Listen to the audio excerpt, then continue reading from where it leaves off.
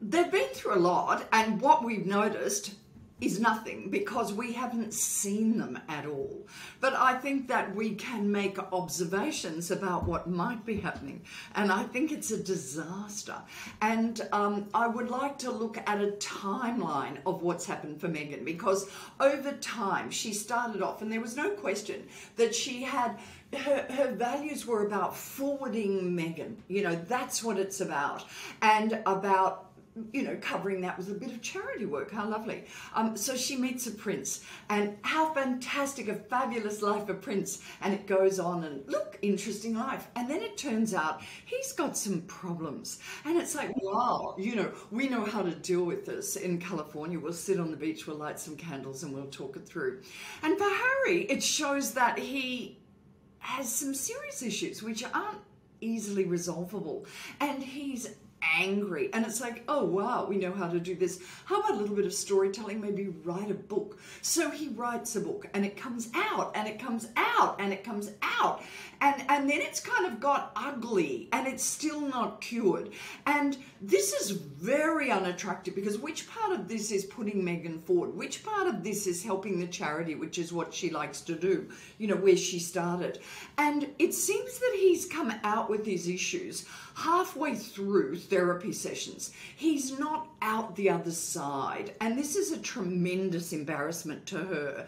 And she's not someone who's going to take that lying down. So I don't have to see her to know that she's out of town. There is nothing attractive about him, nothing attractive about what he's doing, and now their image is destroyed. I can say she's saying, Mummy's busy, you know, that coronation thing with your family, I don't think I'll be there, and bye. Oh, who's that? Oh, new boyfriend. Hi. Oh, fabulous. She's out of town. My prediction is this ain't gonna last if it hasn't broken up already. Well, I analyse people for a living. That's what I do.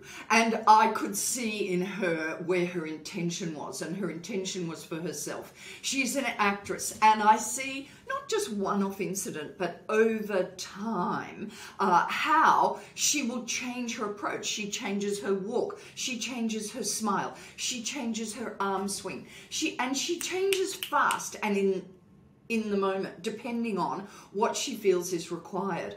Now, none of that actually said to me an inspired love is in the air. None of it said that. And yet I saw from Harry a complete devotion, connection, everything that he did, his eye contact, his touch, his distancing. And for her, it was all, what position am I in for the camera, at all times. It never seemed to relate to him in any way. It was almost like, oh, you still there? Yeah, okay. So it was really obvious from the start. And one is also suspicious, one can smell if there's such a discrepancy in the power balance. I don't think she ever bought into the royal life. Never bought into it. The royal life was merely, how can I use this to take this forward for what I want to do? So never bought into it, never played to it.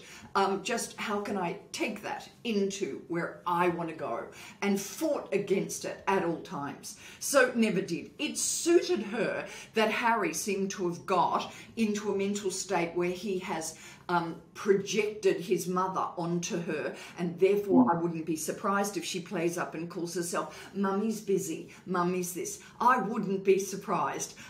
You know, she is his mother, and that suited her. She will weigh it up. How will this benefit me? And there's nothing I can see that would benefit her from turning up. I think that Harry can turn up. If I were Harry, I'd turn up and I'd lay very low. And I wouldn't draw attention with Meghan, and she'll go, oh, Mummy's busy. You know, children, oh, it's too much. I'll have to stay home. That's the smart move, and I think that's the move she will make.